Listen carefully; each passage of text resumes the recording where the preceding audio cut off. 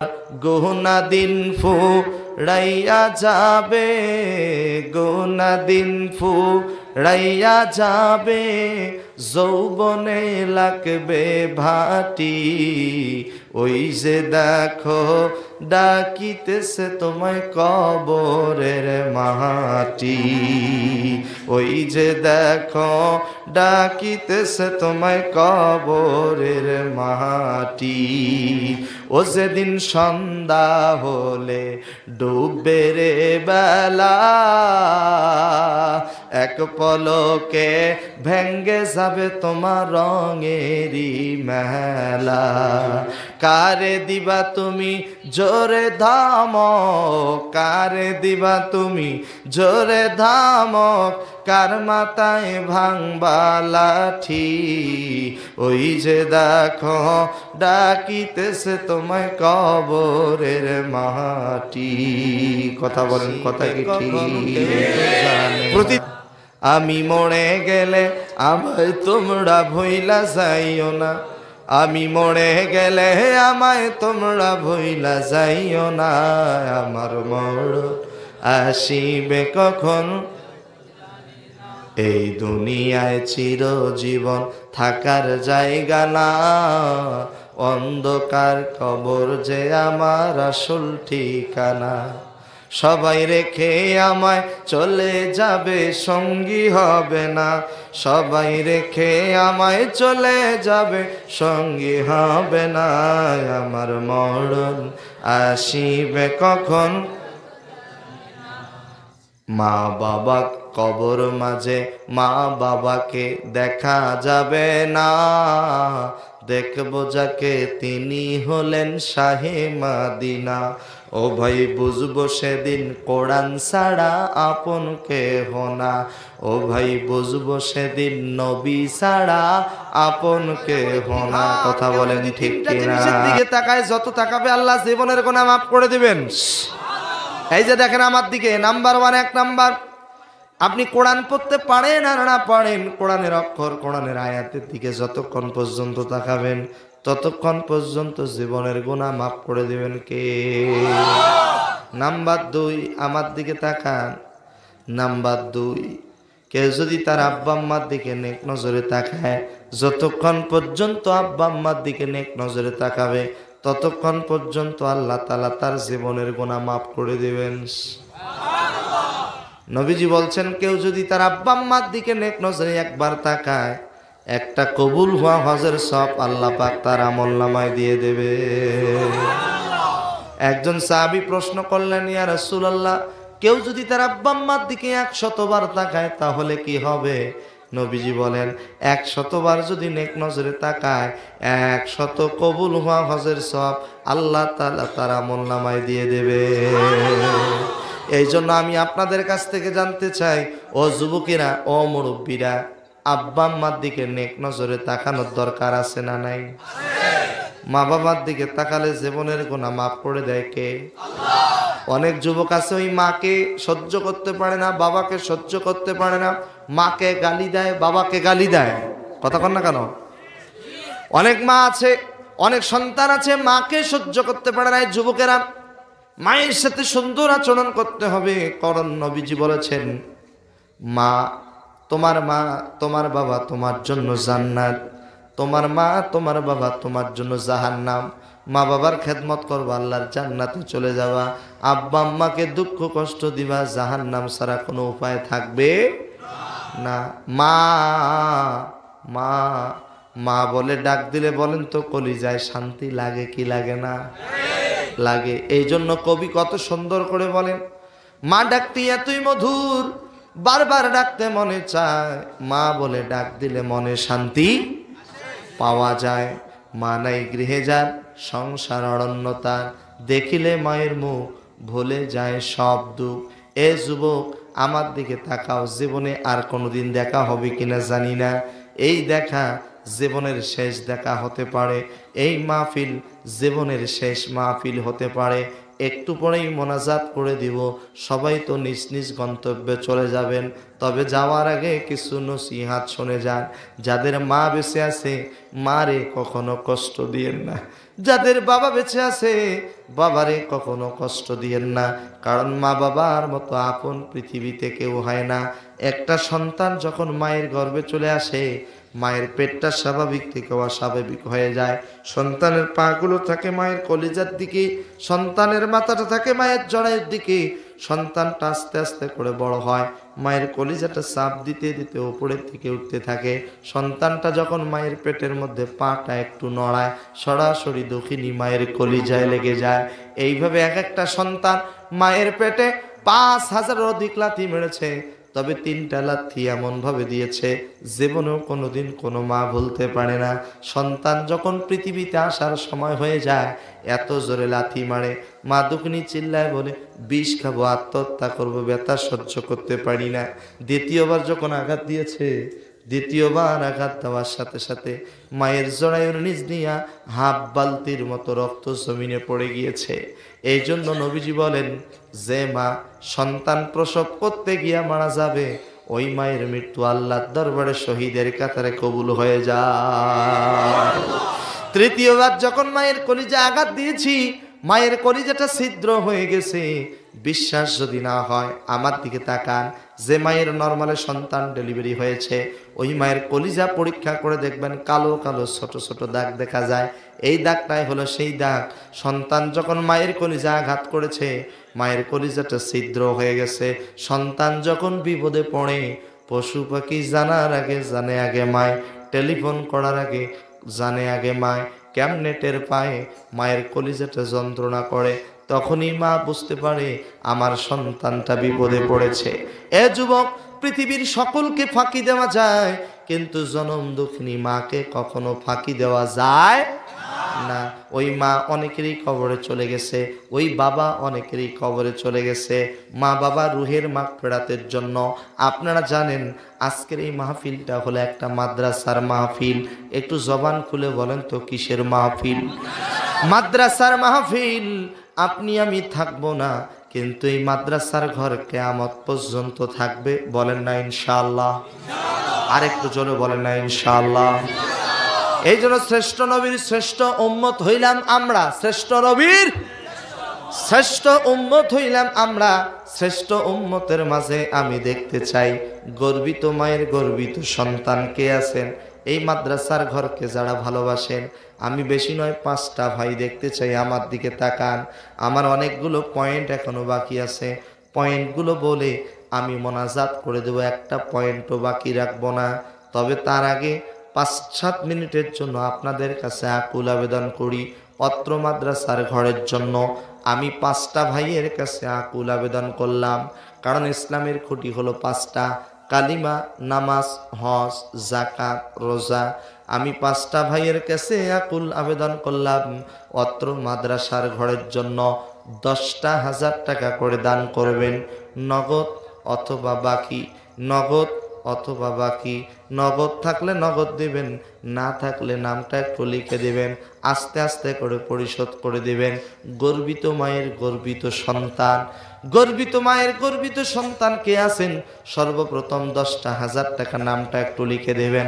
বলবেন হুজুর আমার আব্বা আম্মার জন্য দোয়া করেন, আমি 10,000 টাকা দিয়ে দেব। একটা ভাই কে আছেন? হাত তুলে দেখান দেখি ইনশাল্লাহ। তাড়াতাড়ি হাত তুলে বলবেন হুজুর আমি 10,000 টাকা দেব, আমার নামটা লিখে নেন, আব্বা আম্মার জন্য দোয়া করে দেন। আমি কিন্তু দেখতে পাচ্ছি না, একটু দাঁড়াবেন। আসলে লাইট এমন ভাবে সেটিং করছে, এটা মাঠ হয় নাই, দেখা যায় না পেছনে। কবির উদ্দিন, কবির উদ্দিন ভাই আপনার আব্বা আম্মা খুবই মনোযোগ দিয়ে শুনতে হবে। আমি যে পয়েন্টগুলো বললাম, 1 নম্বরে বলেন তো কয় প্রকার নারীকে আল্লাহ তাআলা ভালোবাসেন? 10 প্রকার। নাম্বার 2 বলেন তো কয় প্রকার নারীকে আল্লাহ তাআলা নিজ হাতে জাহান্নামে দিবেন? নাম্বার 3 বলেন তো নেককার স্ত্রী হতে গেলে কয়টা গুণ অর্জন করতে হবে? নেককার স্বামী হতে গেলে কয়টা গুণ? নেককার স্বামী যদি হতে চান 4টা গুণ অর্জন করতে হবে। বলেন ইনশাআল্লাহ।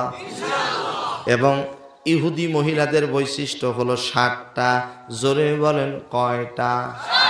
60টা। সর্বশেষ একটা পয়েন্টের উপরে কথা বলবো। সন্তানের প্রতি মা বাবার 14টি অধিকার আছে। জীবিত থাকাকালীন 60টা, মৃত্যুর পরে 60টা। জীবিত থাকাকালীন কয়টা? মৃত্যুর পরে 60টা। যে পয়েন্টগুলো বললাম, বলেন তো, খুবই গুরুত্বপূর্ণ পয়েন্ট। এই পয়েন্টগুলো আমাদের মুখস্থ করতে হবে, বাস্তব জীবনে আমল করতে হবে।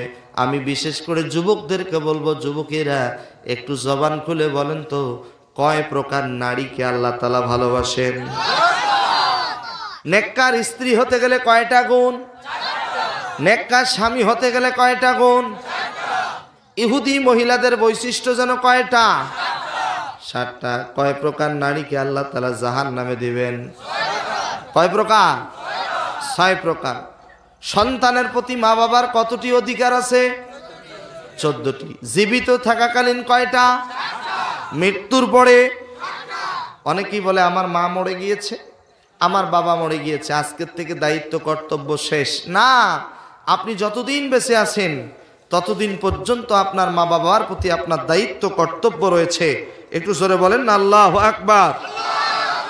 সম্মানিত ভাইয়েরা আমার, আমি আমার পয়েন্টগুলো বলবো, বলার আগে আলোচনা করতেছিলাম, মনে আছে কিনা বলেন তো, আমাদের আদর্শকে, আমাদের মডেল হচ্ছে বিশ্বনবী জনাবে মুহাম্মদুর রাসূলুল্লাহ সাল্লাল্লাহু আলাইহি ওয়াসাল্লাম। চিৎকার দিয়া বলেন না সুবহানাল্লাহ। আমাদের মডেল জনাবে মুহাম্মদুর রাসূলুল্লাহ সাল্লাল্লাহু আলাইহি ওয়াসাল্লাম। তিনি স্ত্রীদের সাথে উত্তম আচরণ করেছেন। নবীজি সাল্লাল্লাহু আলাইহি সাল্লাম সাহাবীদের সাথে উত্তম আচরণ করেছেন। নবীজি খাদেমের সাথে উত্তম আচরণ করেছেন। নবীজির 8 বছরের একজন খাদেম ছিল, বয়স মাত্র 8 বছর, নাম হলো হযরত আনাস। জবান খুলে বলেন কি নাম? কি ব্যাপার চাচা কই যায়? চাচা আসতেছেন? আইসা। ভাতিজা বললাম না, চাচাই বললাম। যাও যাও যাও, তাড়াতাড়ি আসো। বলেন আলহামদুলিল্লাহ। কষ্ট হয়েছে নাকি? ভাতিজারে কি চাচা বলা যায় না? বলেন আলহামদুলিল্লাহ। আর এই যে চাচারে কি বেটা বলা যায় না? যায় তো? আচ্ছা আচ্ছা, বলেন আলহামদুলিল্লাহ। ভাতিজারে চাচা, আর চাচারে ভাতিজা, বেটা। আলহামদুলিল্লাহ। আমরা সবাই কি ভাই ভাই? আমরা সবাই শ্বশুরও কি? শ্বশুরও ভাই হয়? ভাই এক মমিন আর এক মমিন পরস্পর ভাই ভাই। বলেন আলহামদুলিল্লাহ। এই যে আমার বাংলাদেশে আগামীকাল নির্বাচন, শ্বশুর দাঁড়াইছে, জামাই স্লোগান দিছে, আমার ভাই তোমার ভাই, কয় অমুক ভাই অমুক ভাই। কথা বলছেন নাকি? আমার শ্বশুরকে কি বলতেছে? ভাই বলতেছে। আল্লাহ হেফাজত করুন, জোরে বলুন আল্লাহুম্মা আমিন। আপনাদের কষ্ট হচ্ছে না তো? আমার কথা বোঝা যাচ্ছে তো? তাহলে সবাই একটু জোরে বলেন তো আল্লাহু আকবার। পছন্দ হয়নি? যুবকের মতো লিল্লাহে তাকবীর। দিন ইসলাম, দিন ইসলাম। মাশাআল্লাহ, বলেন আলহামদুলিল্লাহ। এই যে হাতের মুষ্টির কথা মনে আছে? এই হাতের মুষ্টি খোলার সাথে সাথে কি ঘটনা ঘটলো জানার দরকার আছে না নাই? নেককার স্ত্রী হতে গেলে কয়টা গুণ? নেককার স্বামীর কয়টা গুণ? কয় প্রকার নারীকে আল্লাহ তাআলা ভালোবাসেন? কয় প্রকার নারীকে আল্লাহ তাআলা জাহান্নামে দেবেন? ইহুদি মহিলাদের বৈশিষ্ট্য কয়টা? সন্তানের প্রতি মা বাবার কতটি অধিকার আছে? জীবিত থাকাকালীন কয়টা? মৃত্যুর পরে কয়টা? মাশাআল্লাহ, দেখি টাটকা শ্রোতা, সব মনে রাখছে। বলেন আলহামদুলিল্লাহ। আল্লাহ আমাদেরকে আমল করার তৌফিক দান করুন। আপনারা যদি উঠা বসা করেন, মন খারাপ করেন, মাথা নড়াচড়া করেন, তাহলে কিন্তু আমি টের পাবো। আমি কিন্তু ওইরকম বক্তা না। আমাদের বাংলাদেশে এক বক্তা চোখ বন্ধ করে ওয়াজ করতেছে, 30 মিনিট পর চোখ খুলে দেখে সামনে কোনো শ্রোতা নেই, বাম পাশে একজন বসে আছে। তো বলতেছে সবাই চলে গেল, আর একজন আল্লাহওয়ালা বসে রইল। তো যিনি বসে আছে তিনি বলতেছে, হুজুর আমি আল্লাহওয়ালা না, আমি মাইকওয়ালা, দয়া করে মাইকটা ছেড়ে দেন, আমিও চলে যাই। তো এই জন্য আমি কিন্তু চোখ বন্ধ করি ওয়াজ করা বক্তা না, আমি চোখ কান খোলা রাখতেছি, কে কে বসে আছে, কে কে নড়াচড়া করতেছে। আল্লাহ তাআলা সকলকে যেন হেফাজত করেন। একটু জোরে বলবেন না আল্লাহুম্মা আমিন। কথা বুঝতে কষ্ট হচ্ছে না তো? আচ্ছা বলেন, আমাদের আদর্শ, আমাদের মডেল, আমার সাথে পড়েন, জনাবে মুহাম্মদুর রাসূলুল্লাহ সাল্লাল্লাহু আলাইহি ওয়াসাল্লাম। নবীজি খাদেমের সাথে উত্তম আচরণ করেছেন। নবীজির 8 বছরের একজন খাদেম ছিল, বয়স মাত্র 8 বছর, নাম হলো হযরত আনাস। কি নাম বললাম? হযরত আনাস রাদিয়াল্লাহু তাআলা আনহু। আমার দিকে তাকান, মাত্র 8 বছর বয়স। হযরত আনাসের মা হযরত আনাসকে নবীজির কাছে নিয়ে এসে বলতেছে, ইয়া রাসূলুল্লাহ, ইয়া হাবিবাল্লাহ, আজকে থেকে আমার সন্তান আনাসকে আপনার খাদেম বানায়া দিলাম। নবীজি বলেন, ও আনাসের মা শোনো, এর তো বয়স খুবই কম, মাত্র 8 বছর বয়স, তুমি তোমার সন্তানকে নিয়ে চলে যাও। 8 বছর বয়স, ও আমার কি খাদেমের দায়িত্ব পালন করবে? নবীজি ডাক দিয়ে বলেন, তুমি তোমার সন্তানকে নিয়ে যাও। হযরত আনাসের মা ডাক দিয়া বলে, নবীজি মন খারাপ করবেন না, আমার সন্তান বড় বড় কাজ করতে পারবে না, তাতে কি হয়েছে? আমার সন্তানটা তো ছোট ছোট কাজ করে দিতে পারবে, যেমন অজুর পানি এনে দিতে পারবে, মেসওয়াক এনে দিতে পারবে, আপনার পাঞ্জাবি এনে দিতে পারবে, এগুলো কাজ দিয়ে সহযোগিতা করবে। নবীজির কাছে হযরত আনাসের মায়ের কথাটা খুবই পছন্দ লেগে গেল। ডাক দিয়া বলে, ও আনাসের মা, তোমার সন্তানকে তুমি রেখে যাও, আজকে থেকে তোমার সন্তান আনাসকে আমি আমার খাদেম হিসেবে নিযুক্ত করলাম। নবীজি বলেন, আনাস, ও আনাস, যাও তো, তুমি আমার শাম দেশের জুব্বাটা নিয়ে আসো। কোন দেশের জুব্বা? শাম দেশের জুব্বাকে নবীজি খুব বেশি পছন্দ করতেন।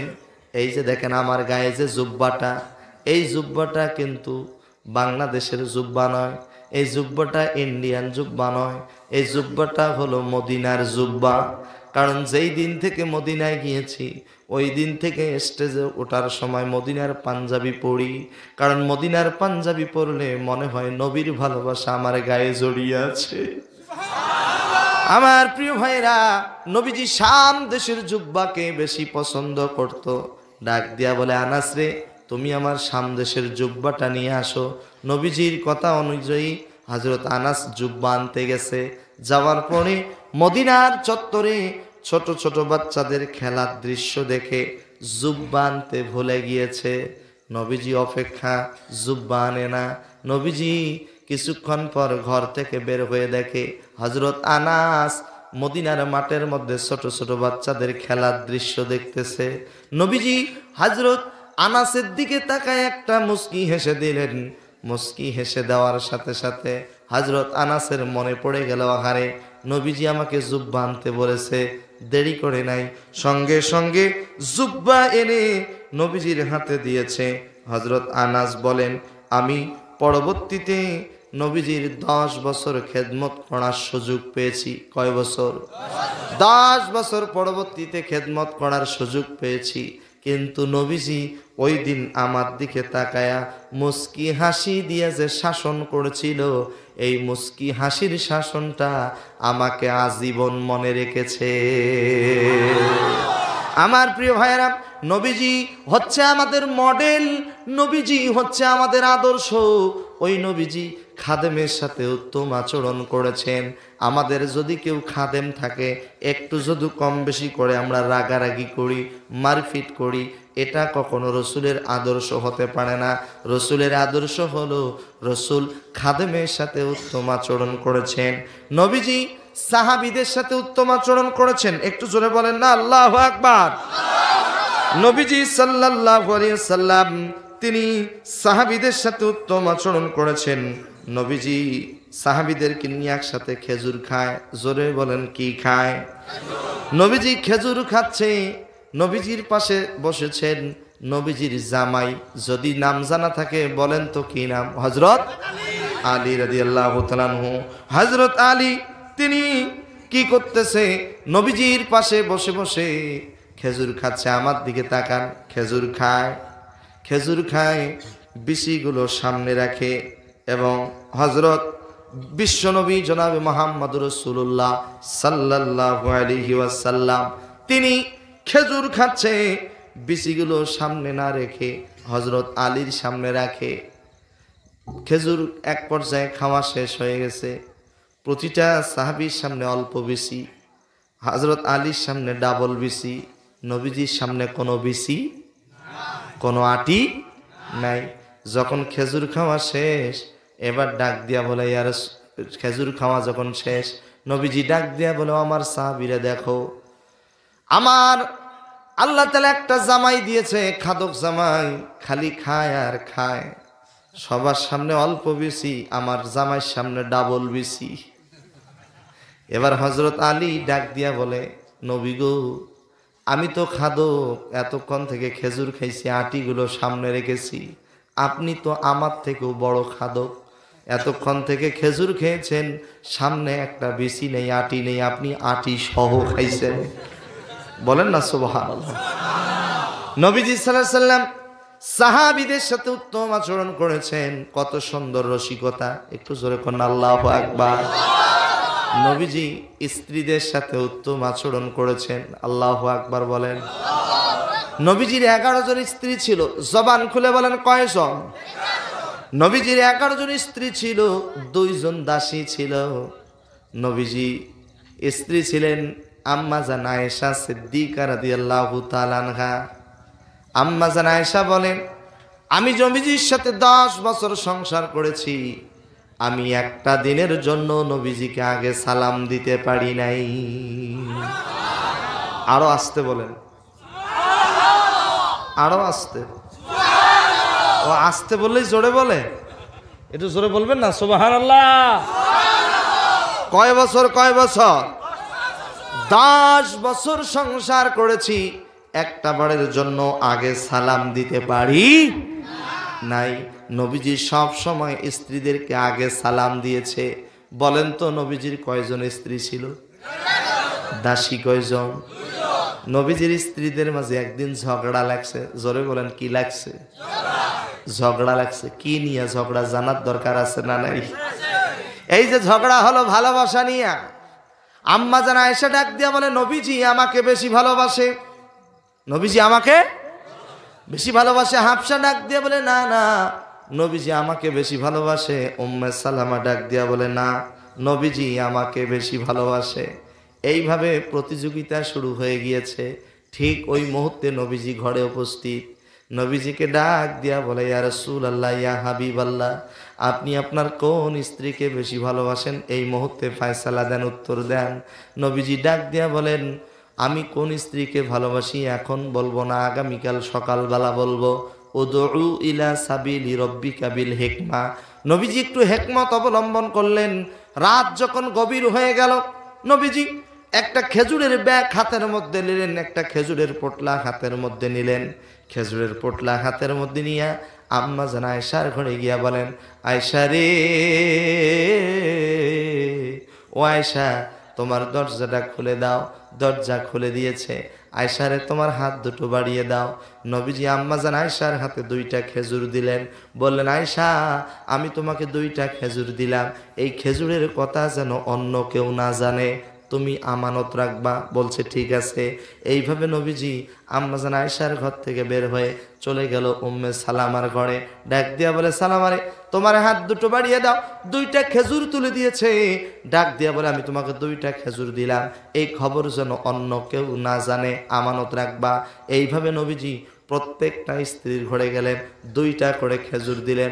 পরের দিন সকাল হয়ে গেল। আল্লাহর নবী রাহমাতাল লিল আলামিন, বিশ্ব নবী রাহমাতাল লিল আলামিন, পরদিন সকালবেলা নবীজিকে ডাক দিয়া বলা হচ্ছে, ইয়া রাসূলুল্লাহ, বলেন আপনি আপনার কোন স্ত্রীকে বেশি ভালোবাসেন? আল্লাহর নবী ডাক দিয়া বলেন, শোনো, গতকাল রাত্রে যার ঘরে গিয়ে আমি 2টা খেজুর দিয়েছি, তাকে আমি সব থেকে বেশি ভালোবাসি। সবাই মাথা নিচু করেছে আর মুস্কি মুস্কি হাসে। সুবহানাল্লাহ কবেন না? আরেকটু জোরে বলেন না আল্লাহু আকবার। কারণ সবাইকে কয়টা করে দিছে? কথা বোঝেন নাই মনে হয়? কয়টা? নবীজি বলেন যাকে দুইটা দিয়েছি তাকে আমি সব থেকে বেশি ভালোবাসি। একটু জোরে বলেন না আল্লাহু আকবার। নবীজি সাল্লাল্লাহু আলাইহি সাল্লাম বলেন আমি তাকে সব থেকে বেশি ভালোবাসি যাকে আমি দুইটা খেজুর দিয়েছি। বলেন না আল্লাহু আকবার। নবীজি সাল্লাল্লাহু আলাইহি সাল্লাম তিনি স্ত্রীদের সাথে উত্তম আচরণ করেছেন। বলেন না আল্লাহু আকবার। আমার প্রিয় ভাইরা, আপনাদের কাছ থেকে জানতে চাই, একটু জবান খুলে বলেন তো, রসুলের আদর্শ যদি অন্তরে থেকে থাকে স্ত্রীদের সাথে উত্তম আচরণ করার দরকার আছে না নাই? এ ছেলে কই যায় বসেন না, বলেন আলহামদুলিল্লাহ। কষ্ট হচ্ছে নাকি আপনাদের? আলোচনা কি চলবে? না না, দুর্বল হয়েছেন, একটু জোরে বলেন আলোচনা কি চলবে? কতক্ষণ চলবে? কয়টা? 12টা। আমি যদি বলি ফজর, কত রাত কত দিকে চলে গেছে। আজকে রাতটা না হয় কোরআনের জন্য দিয়ে দিলাম। কি কয়? সাহস নাই? সাহস নাই? আছে আছে আছে। চলবে চলবে। কতক্ষণ চলবে? রাজি আছেন তো ইনশাল্লাহ? কারা কারা দুই হাত তুলে দেখায়া দাও। নারে তাকবীর, লিল্লাহে তাকবীর। সবাই দুই হাত উঠাইছেন, আমি কিন্তু উঠাই নাই। হাজী সাহেবও উঠাইছে না, আমি কিন্তু হেকমত করে দুই হাত উঠাই দিই, বুঝছেন? কারণ আমি সারা রাত থাকবো না। আপনারা সারা রাত বসে থাকেন, আমার কোনো আপত্তি নেই, কোনো আফসোস নাই। তবে আলহামদুলিল্লাহ আপনারা নিয়ত করার সাথে সাথে সারা রাত কোরআন শুনলে যেরকম সোয়াব হতো, আল্লাহ পাক সেরকম সোয়াব আপনার আমার আমল নামায় দিয়ে দেবেন। আর একটু জোরে বলবেন না? চলবে তো ইনশাল্লাহ? বলেন না ইনশাল্লাহ। কারণ কার কখন মৃত্যু হবে আমরা কি বলতে পারবো? আমার মরণ আসিবে কখন কেউ তো জানে না, আমি মরে গেলে আমায় তোমরা ভুইলা যাইও না, আমি মরে গেলে আমায় তোমরা ভুইলা যাইও না, আমার মরণ আসিবে কখন। এই দুনিয়ায় চিরজীবন থাকার জায়গা না, অন্ধকার কবর যে আমার আসল ঠিকানা, সবাই রেখে আমায় চলে যাবে সঙ্গী হবে না, সবাই রেখে আমায় চলে যাবে সঙ্গী হবে না, আমার মরণ আসিবে কখন। মা বাবা কবর মাঝে মা বাবাকে দেখা যাবে না, দেখবো যাকে তিনি হলেন শাহে মাদিনা, ও ভাই বুঝবো সেদিন কোরআন ছাড়া আপন কেহ না, ও ভাই বুঝবো সেদিন নবী ছাড়া আপন কেহ না। কথা বলেন ঠিক কিনা? প্রতিদিন আপনাকে আমাকে কবরের মাটিগুলো ডাকতেছে, কারণ কার কখন মৃত্যু হবে বলা যাবে না। একটা সন্তান যখন পৃথিবীতে আসে 9 মাস আগে জানা যায় সন্তানটা পৃথিবীতে আসবে। কয় মাস আগে? সবাই বলেন কয় মাস? 9 মাস আগে জানা যায় সন্তানটা পৃথিবীতে আসবে। কিন্তু আপনি আমি যখন চলে যাব 9 সেকেন্ড আগেও বুঝতে পারবো না কখন চলে যাব, কখন মৃত্যু হবে 9 সেকেন্ড আগেও বলতে পারবো না। কিসের এত অহংকার, কিসের এত দাম্ভিকতা? পৃথিবীতে এসেছিলাম যেভাবে, যেতে হবে সেভাবে। শুধু যাওয়ার সময় সাদা 3 টুকরা কাপড় নিয়ে যেতে হবে, এছাড়া আর কিছুই নিয়ে যাইতে পারবো না। তোমার গহনা দিন ফুরাইয়া যাবে, গহনা দিন ফুরাইয়া যাবে, যৌবনে লাগবে ভাটি, ওই যে দেখো ডাকিতেছে তোমায় কবরের মাটি, ওই যে দেখো ডাকিতেছে তোমায় কবরের মাটি, ও যেদিন সন্ধ্যা হলে ডুববে রে বেলা, এক পলকে ভেঙ্গে যাবে তোমার রঙেরই মেলা, কারে দিবা তুমি জোরে ধমক, কারে দিবা তুমি জোরে ধমক, কার মাথায় ভাঙবা লাঠি, ওই যে দেখো ডাকিতেছে তোমায় কবরের মাটি। কথা বলেন, কথা কি ঠিক? প্রতিদিন আপনাকে আমাকে কবরের মাটিগুলো ডাকতেছে। ও ভারতের ভাইরা, আসাম রাজ্যের ভাইরা, একটু জবান খুলে মনোযোগ দিয়ে শুনতে হবে, কথা বলতে হবে। আপনাদের মনে আছে কিনা জানি না, বলেন তো হাতের মুষ্টির কথা মনে আছে না নাই? কয় প্রকার নারীকে আল্লাহ তাআলা ভালোবাসে? কয় প্রকার নারীকে আল্লাহ তাআলা জাহান্নামে দেবেন? ইহুদি মহিলাদের বৈশিষ্ট্য যেন কয়টা? নেককার স্ত্রী হতে গেলে কয়টা গুণ? নেককার স্বামী হতে গেলে কয়টা গুণ? সন্তানের প্রতি মা বাবার কতটি অধিকার আছে? জীবিত থাকাকালীন কয়টা? মৃত্যুর পরে কয়টা? আমরা জানবো তো ইনশাআল্লাহ, জানবো তো ইনশাআল্লাহ, শুনবেন তো ইনশাআল্লাহ? কারা কারা শুনবেন না দুই হাত তুলে দেখায় দেন।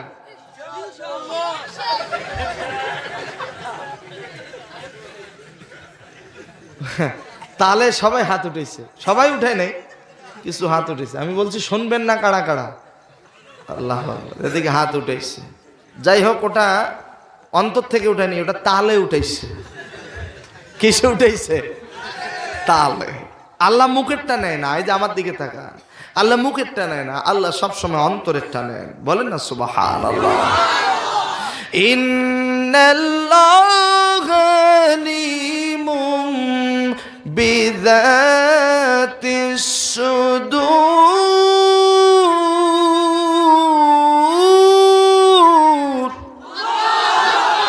আর একটু জোরে বলেন আল্লাহু আকবার।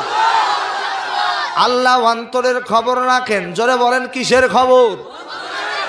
আপনার আমার অন্তরের খবর যিনি রাখেন, আওয়াজ দিয়া বলেন তিনি কে? আমার প্রিয় ভাইরা, একটু দিলের কান দিয়া, মনের কান দিয়া শুনতে হবে। আলোচনা করেছি, মনে আছে না নাই? নবীজি খাদেমের সাথে উত্তম আচরণ করেছে, নবীজি সাহাবীদের সাথে উত্তম আচরণ করেছে, নবীজি সাল্লাল্লাহু আলাইহি সাল্লাম তিনি স্ত্রীদের সাথে উত্তম আচরণ করেছেন, এমনকি নবীজি ইয়াতিমের সাথে উত্তম আচরণ করেছেন। বলেন সুবহানাল্লাহ। আমার দিকে তাকান, খুব মনোযোগ। বিশ্ব নবী সাল্লাল্লাহু আলাইহি সাল্লাম ঈদের নামাজ পড়ার জন্য যাচ্ছেন। আম্মাজান আয়েশাকে ডাক দিয়া বলে, আয়েশা রে, আজকে তোমার জন্য একটা গিফট নিয়ে আসবো, একটা উপহার নিয়ে আসবো। নবীজি এই কথা বলে ঈদের নামাজ পড়ার জন্য রওনা দিয়েছেন। প্রতিমধ্যে রাস্তায় দেখেন একটা ছোট্ট বাচ্চা। আমার দিকে তাকান, একটা ছোট্ট বাচ্চা চোখের পানি ছেড়ে দিয়া অঝর নয়নে কান্না করে। নবীজি ডাক দিয়া বলে, বাবা তুমি কাঁদো কেন? বাচ্চাটা ডাক দিয়া বলে, আমি কেন কাঁদি এই কথা মুহাম্মাদুর রাসূলুল্লাহ সাল্লাল্লাহু আলাইহি সাল্লাম নবী ছাড়া অন্য কাউকে আমি বলবো না, কারণ আমি আমার এই কথা নবী ছাড়া কাউকে বলবো না। আল্লাহর নবী ডাক দিয়া বলে, বাবা তুমি যেই নবীকে খুঁজতেছো আমি হইলাম সেই আখিরি পয়গম্বর বিশ্ব নবী জনাবে মুহাম্মাদুর রাসূলুল্লাহ সাল্লাল্লাহু আলাইহি সাল্লাম। ডাক দিয়া বলে, বাবা তুমি কি বলতে চাও তাড়াতাড়ি বলো। আল্লাহর নবী সাল্লাল্লাহু আলাইহি ওয়াসাল্লাম যখন এই কথা বলেছে, ছোট্ট বাচ্চাটা কান্না করে করে বলতেছে, ওগো আল্লাহর নবী, আমার বাবার কিছুদিন আগে ইন্তেকাল হয়েছে। বলেন ইন্না লিল্লাহি ওয়া ইন্না। মৃত্যুর কথা শুনলে কি বলতে হয়? ওয়া ইন্না ইলাইহি রাজিউন। ডাক দিয়া বলে, ওগো নবীজি, আমার বাবা কিছুদিন আগে ইন্তেকাল করেছে। আমার মায়ের অন্য আরেক জায়গায় বিবাহ হয়েছে, কিন্তু আমার নতুন বাবা আমাকে মেনে নেয় না। মেনে না নেওয়ার পরে আমি যখন কান্নাকাটি করতেছিলাম, তখন আমার মা আমাকে কেঁদে কেঁদে বলছে, বাবারে তুমি হইলা ইয়াতিম, আর ইয়াতিমের দুঃখ ওই ইয়াতিম নবী ছাড়া কেউ বুঝবে না রে বাবা। এ বাবা তুমি মুহাম্মদ সাল্লাল্লাহু আলাইহি সাল্লাম নবীজির কাছে যাও, ওই নবীজি তোমার জন্য একটা ফয়সালা দিবে। আমি এই জন্য আমার মায়ের কথা অনুযায়ী আপনার কাছে এসেছি, আমি তো ইয়াতিম, আমি এখন কোথায় যাব, কি করব? নবীজি সঙ্গে সঙ্গে বাচ্চাটাকে কোলের মধ্যে নিয়ে আম্মা জান আয়েশার ঘরের দরজার মধ্যে গিয়ে নক করেছে, ডাক দিয়া বলে, আয়েশা রে, তাড়াতাড়ি দরজাটা খুলে দাও, আমি তোমার জন্য গিফট নিয়ে আসতে চেয়েছিলাম, সেই গিফট উপহার নিয়ে এসেছি। আম্মা জান আয়েশা দরজা খুলে দিয়েছে, লক্ষ্য করে দেখে নবীজির কোলের মধ্যে একটা ছোট্ট বাচ্চা। নবীজি ডাক দিয়া বলে, আয়েশা রে, আজকে যে তোমার জন্য গিফট নিয়ে আসতে চেয়েছিলাম, এটাই হলো তোমার গিফট, এটাই হলো তোমার উপহার। এই বাচ্চাটা আজকের থেকে তোমাকে মা বলে ডাকবে আর আমাকে বাবা বলে ডাকবে। আমার প্রিয় ভাইয়েরা, নবীজি ইয়াতিমের সাথে উত্তম আচরণ করেছেন। নবীজি সাল্লাল্লাহু আলাইহি সাল্লাম তিনি মুরব্বীদের সাথে উত্তম আচরণ করেছেন। আমার আজকের পুরো আলোচনাটা হলো সিরাতের ওপরে আলোচনা, কারণ যেহেতু মাদ্রাসার মাহফিল, এই মাদ্রাসাকে যারা ভালোবাসবেন নবীকে ভালোবাসা হবে, আর নবীকে যারা ভালোবাসবে অমাইয়তির রাসূলা ফাকাদ আতা আল্লাহ, সে ব্যক্তি স্বয়ং আল্লাহকে ভালোবাসবে। আর একটু জোরে বলেন না আল্লাহু আকবার। এই যে আজকে 4 জন হাফেজে কোরআনের মাথায় পাগড়ি দেওয়া হলো, জোরে বলেন কয়জন? 4 জন হাফেজে কোরআনের মাথায় পাগড়ি দেওয়া হলো। আমি একজন কোরআনের হাফেজ, আল্লাহ পাক কোরআনটা আমাকে হেফজ করার তৌফিক দান করেছেন। তবে দুঃখের বিষয়, আমাদের বাংলাদেশে যখন হাফেজে কোরআনের মাথায় পাগড়ি দেওয়া হয়, তখন হাফেজের বাবাদেরকে স্টেজে ডেকে আনা হয়। হাফেজের মাথায় যখন পাগড়ি দেওয়া শেষ, তখন হাফেজের বাবা যারা, তাদেরকে নিয়ে এসে একটা করে টুপি উপহার দেওয়া হয়। এই যে বিভিন্ন রুমাল, বিভিন্ন গিফট করা হয়। তো আমি যখন কোরআনের হাফেজ হইলাম, 19 জন একসাথে হাফেজ হয়েছি। কয়জন? 19 জন হাফেজে কোরআন একসাথে স্টেজে দাঁড়িয়েছি। সবার মাথায় পাগড়ি, এক এক করে সবার বাবাকে ডাকা হলো। কিন্তু আমি হতভাগা সন্তান, আমার ডানে 9 জন, বামে 9 জন, মাঝখানে হইলাম আমি। কারণ আমার বয়স ছিল খুবই কম, মাত্র 13 মাসে আল্লাহ পাক এই কোরআনটা আমাকে হেফজ করার তৌফিক দান করেছেন। সবাই দেখার জন্য চলে আসে, ডানে 9 জন, বামে 9 জন, মাঝখানে আমি। কিন্তু সবার বাবাকে স্টেজে ডাকা হলো, সবাই এসে সন্তানের পিছনে দাঁড়িয়ে গেল। একজন সন্তানের পিছনে বাবা ছিল না, সেই হতভাগা সন্তানটা ছিলাম আমি। আমার বাবা মাত্র 6 বছর বয়সে মারা গিয়েছে। কান্না করতে করতে অস্থির হয়ে গিয়েছি। আমার ওস্তাদ তিনি সঙ্গে সঙ্গে এসে আমাকে বুকে জড়ায় ধরে বলতেছে, বাবারে, কে বলছে তোর বাবা নাই? আজকের থেকে আমি তোর বাবা, তোর পিছনে দাঁড়িয়ে গেলাম। ওই দৃশ্যটার কথা এখন মনে হলে নবীজির কথা মনে পড়ে যায়। নবীজি ইয়াতিমের সাথে উত্তম আচরণ করেছে, কারণ ইয়াতিমদেরকে দেখলেই ডাক দিয়া বলতো, আয়েশা তোর মা, আমি তোর বাবা। আমার প্রিয় ভাইরা, নবীজি ইয়াতিমের সাথে উত্তম আচরণ করেছেন। নবীজি সাল্লাল্লাহু আলাইহি সাল্লাম ছোট ছোট বাচ্চাদের সাথে উত্তম আচরণ করেছেন। নবীজি কাফেরদের সাথে উত্তম আচরণ করেছেন। বলেন না সুবহানাল্লাহ। আমরা হইলাম সেই নবীজির উম্মত, আমাদেরকেও এরকম আচরণ করতে হবে, সুন্দর সাবলীল ভাষায় কথা বলতে হবে। আমি একটা একটা করে সব পয়েন্ট বলবো, আপনাদের পয়েন্টগুলোর কথা মনে আছে না নাই? আছে, সবগুলো শুনবো। আমার প্রিয় বাপজানেরা, যুবক ভাইয়েরা, কার কার মা দুনিয়ার থেকে বিদায় নিয়েছে, মারা গিয়েছে, একটু ডান হাতগুলো তুলে আল্লাহর দরবারে দেখায় দেন। আল্লাহর ফেরেশতারা ভিডিও করতেছে, কার কার মা নাই হাতগুলো একটু সোজা করে দেখাবেন। আল্লাহর ফেরেশতারা ভিডিও করতেছে, কার কার মা মারা গিয়েছে। আল্লাহ তাআলা যাদের মা মারা গিয়েছে হাত উঠিয়েছে, আজকের এই মাহফিলের উসিলায় মায়ের কবরের আযাব মাফ করে দাও। একটু জবান খুলে বলেন না আমিন, আর একটু জোরে বলেন আমিন। কার কার বাবা নাই হাত উঠাইয়া বলেন, আমার বাবারে আমি হাত উঠাইছি। ও দয়াবান আল্লাহ, আমাদের আব্বা যাদের কবরে চলে গেছে, আজকের এই মাহফিলের উসিলায় আমাদের বাবার কবরের আযাব মাফ করে দাও। একটু বলবেন না আমিন। আমাদের বাবার কবর জান্নাতের বাগান হিসেবে কবুল করে নাও। সকলেই আওয়াজ দিয়া জোরে বলেন আল্লাহুম্মা আমিন। আমার বাপজনেরা হাত নামান। আপনাদের কাছে অনুরোধ থাকলো, বিশ্ব নবী সাল্লাল্লাহু আলাইহি সাল্লাম তিনি মুরব্বীদের সাথে উত্তম আচরণ করেছেন। আল্লাহু আকবার বলেন। এখন তো আমরা মুরব্বী দেখলে সম্মান দিতে চাই না। এই যে আমার দিকে তাকান, কাবা শরীফের মধ্যে কাবা যখন তাওয়াফ করে, হাজী সাহেব আমার বাম পাশে বসে আছে, কাবা তাওয়াফ করার সময় একটা জান্নাতি পাথর আছে, হজরে আসওয়াদ। জোরে বলেন কি নাম? সবাই কিন্তু বলেন নাই, হজরে আসওয়াদ। এই পাথরটা কি পাথর? জান্নাতি পাথর। একটু বলেন না কি পাথর? জান্নাতি পাথর।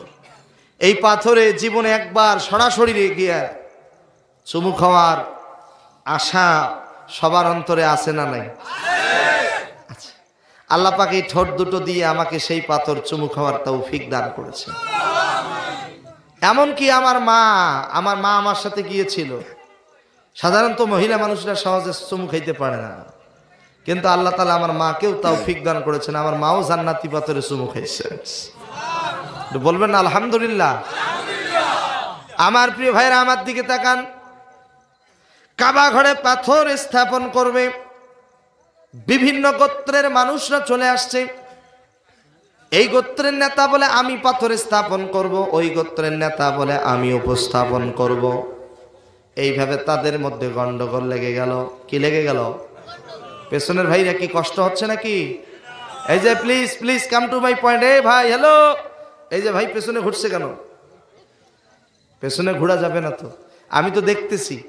এমনিতেই আপনার জায়গাটা একদম শর্ট হয়ে গেছে, একদম ছোট জায়গা। আমি যে মসজিদে জুমা পড়ে, ওই মসজিদে কয়েক হাজার মুসল্লি হয়। তাহলে বোঝেন এত বড় বড় মাহফিলের সামনে চোখ বন্ধ করি ওয়াজ করা লাগবে। বোঝেন নাই মনে হয়? আল্লাহ হেফাজত করুন। জোরে বলুন আল্লাহুম্মা আমিন। আর একটু জোরে বলেন। আমার প্রিয় ভাইয়েরা খুব মনোযোগ। কাবা ঘরে পাথর স্থাপন করবে, এই নিয়ে তাদের জন্য গন্ডগোল লেগে গেল। আল্লাহ নবী রাহমাতাল লিল আলামিন, দয়ার নবী ডাক দিয়া বলেন, মুরব্বীরা এই ফয়সালা আমি দেব। নবীজি কি সুন্দর ফয়সালা দিলেন, কয়েকটা চাদর নিয়ে আসো। চাদর নিয়ে আসা হলো, চাদরের মধ্যে পাথরটা রাখা হলো। এবার সমস্ত গোত্রের মুরব্বী যারা আছে, নেতা যারা আছে, তাদেরকে বললো আপনারা চাদর সব চতুর্দিক থেকে আপনারা চাদরটা টেনে ধরেন। সবাই মিলে চাদরটা টেনে ধরলো, এরপরে পাথরটা স্থাপন করলো। নবীজির ফয়সালাটা প্রত্যেকটা মুরব্বীর কাছে পছন্দ হয়ে গেল। আরেকটু জোরে বলবেন আল্লাহু আকবার। কাবা ঘর এমন একটি ঘর, কেউ যদি তিনটা জিনিসের দিকে তাকায়, যত তাকাবে আল্লাহ জীবনের গুনাহ মাফ করে দিবেন। এই যে দেখেন আমার দিকে, নাম্বার 1, 1 নাম্বার, আপনি কোরআন পড়তে পারেন আর না পারেন, কোরআনের অক্ষর, কোরআনের আয়াতের দিকে যতক্ষণ পর্যন্ত তাকাবেন, ততক্ষণ পর্যন্ত জীবনের গুনাহ মাফ করে দিবেন কে? নাম্বার 2, আমার দিকে তাকান।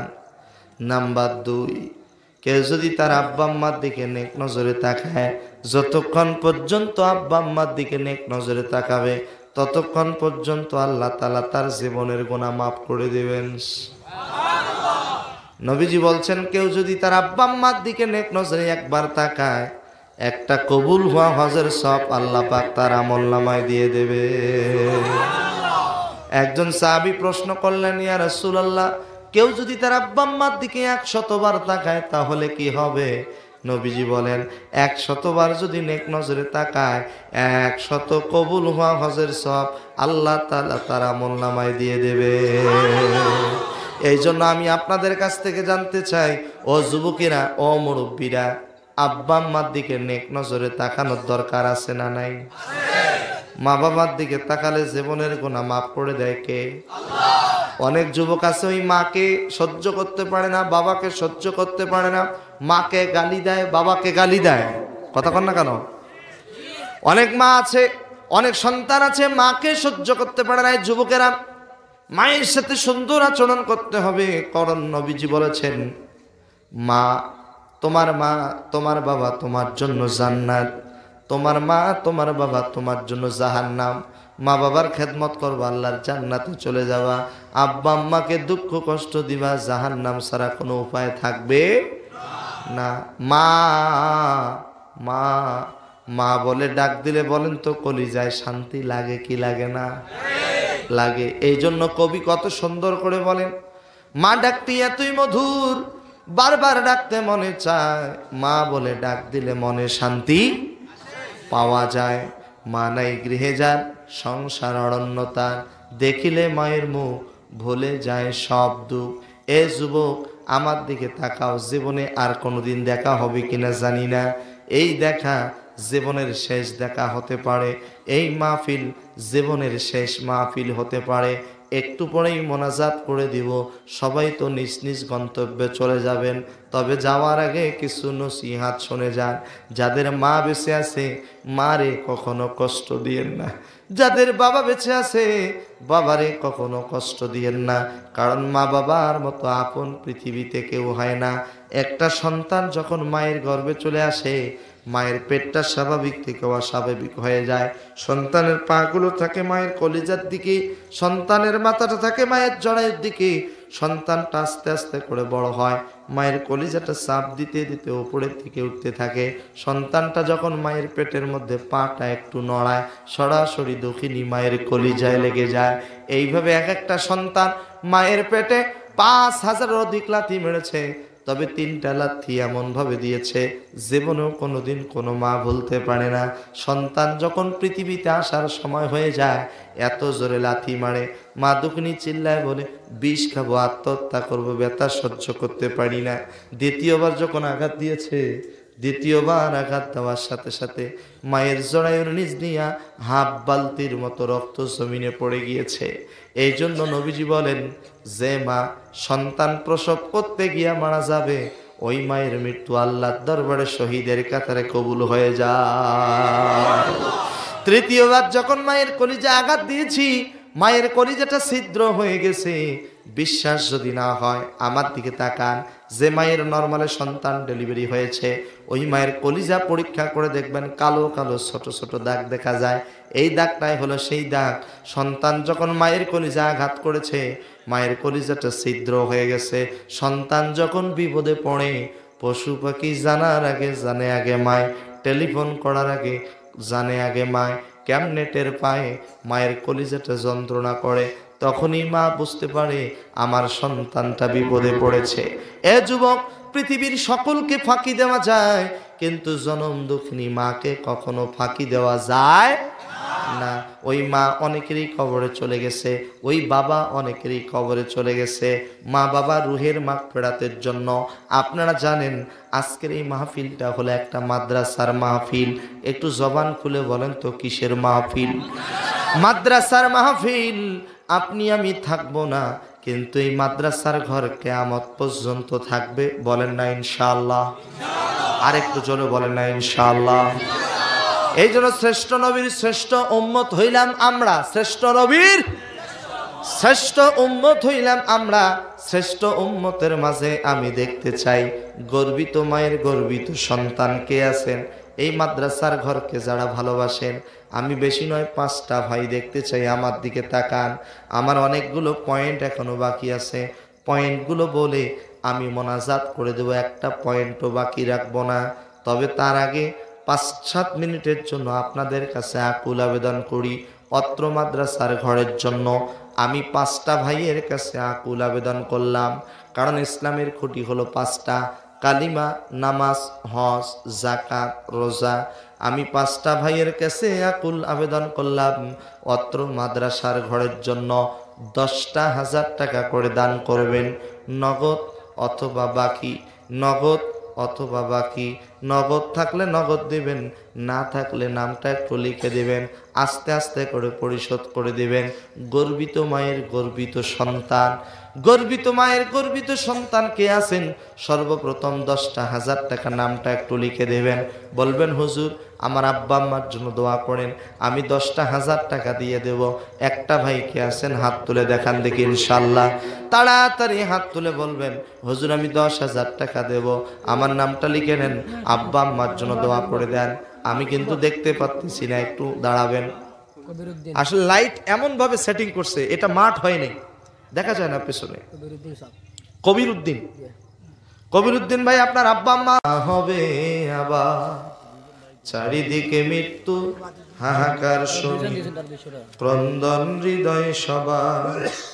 মনটারে ধুয়ে মুছে সাফ করে নাও, মনটারে ধুয়ে মুছে সাফ করে নাও, বেলা বুঝি হয়েছে যাওয়া, দেখা হবে আবার, দেখা হবে আবার, দেখা হবে আবার, দেখা হবে আবার।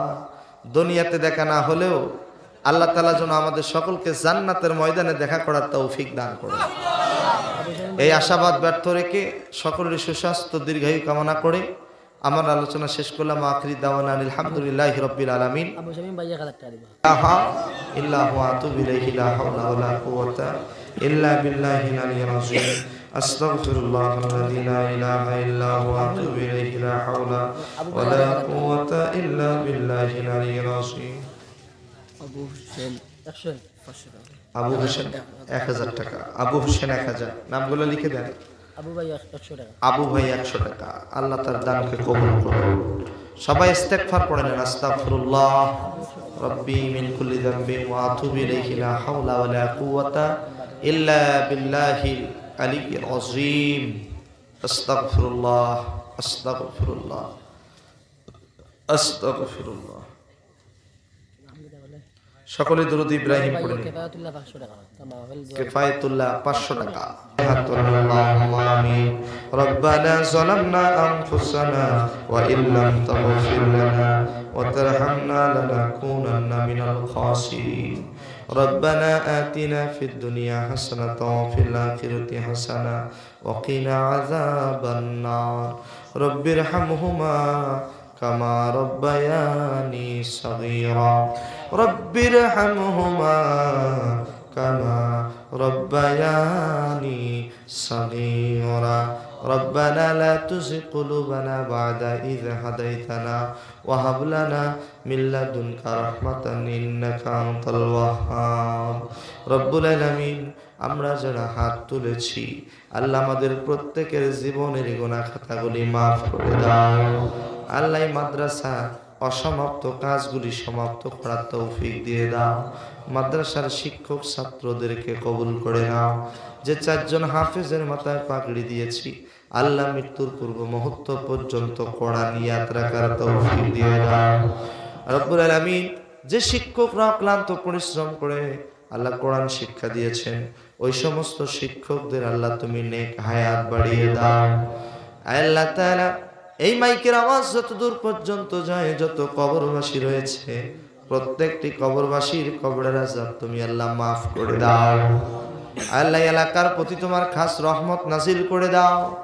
মানুষ শয়তান জিন শয়তান হতে আল্লাহ আমাদের সকলকে তুমি হেফাজতে রাখো। রব্বুল আলামিন, আমরা যারা হাত তুলে আমিন আমিন বলছি আল্লাহ আমাদের প্রত্যেকের জীবনের গুনাহ খাতাগুলি মাফ করে দাও। আল্লাহ মোনাজাত আমাদের জীবনের শেষ মোনাজাত হতে পারে, এই মাহফিল আমাদের জীবনের শেষ মাহফিল হতে পারে। আল্লাহ মোনাজাত শেষ করার পূর্বে তোমার কাছে একটাই দাবি, আল্লাহ আমাদের সকলকেই তুমি নিষ্পাপ বানিয়ে দাও। আল্লাহ তাআলা, আমার ডানে অত্র মাদ্রাসার পরিচালক স্টেজে শিক্ষক বৃন্দ আছে আল্লাহ তাদেরকে মাফ করে দাও। আল্লাহ বাম পাশে হাজী সাহেব আছে আল্লাহ তাকে তুমি কবুল ও মঞ্জুর করে নাও। আল্লাহ তার মায়ের নেক হায়াত বাড়িয়ে দাও। বাবার কবরের আযাব মাফ করে দাও। দাদা দাদির কবরের আযাব মাফ করে দাও। আল্লাহ যে যে নিয়তে দান করেছেন প্রত্যেকের মনের নেক মাকাসাতগুলি কবুল করে নাও। পর্দার আড়ালে যত মা বোন হাত তুলেছে প্রত্যেকটি মা বোনকে আম্মা জান আয়েশা খাদিজার কাতারে কবুল করে নাও। রব্বানা তাকাব্বাল মিন্না ইন্নাকা আনতাস সামিউল আলিম ওয়া তুব আলাইনা ইন্নাকা আনতাত তাওয়াবুর রহিম। আল্লাহ, এই মুহূর্তে মনে পড়ে গেল ফিলিস্তিনের সেই মাজলুম মুসলমানদের কথা। আল্লাহ, ফিলিস্তিনের মুসলমানদেরকে হেফাজত করো। আল্লাহ, ফিলিস্তিনের জমিনকে তোমার গায়েবী মদদ দ্বারা হেফাজত করো। আল্লাহ, গোটা পৃথিবীতে আর একজন হযরত ওমরের মতো শাসক কবুল করে নাও। আল্লাহ, আমাদের মধ্যে যারা অসুস্থ আল্লাহ আমাদের প্রত্যেককে তুমি পরিপূর্ণ সুস্থতা দান করে দাও। বিশেষ করে এই মাহফিলের জন্য যারা ক্লান্ত পরিশ্রম করেছে, সময় দিয়েছে, আল্লাহ তাদের সকলকেই তুমি খালিদ বিন ওলীদের কাতারে কবুল করে নাও। আল্লাহ এই মাহফিলটি জান্নাতে যাওয়ার মাধ্যম হিসেবে কবুল করে নাও। সুবহানা রাব্বিকা রাব্বিল ইজ্জাতি আম্মা ইয়াসিফুন ওয়া সালামুন আলাল মুরসালিন ওয়ালহামদুলিল্লাহি রাব্বিল আলামিন। وجعل آخر كلمتنا عند الموت لا إله إلا الله محمد رسول الله صلى الله عليه وسلم। السلام عليكم ورحمة الله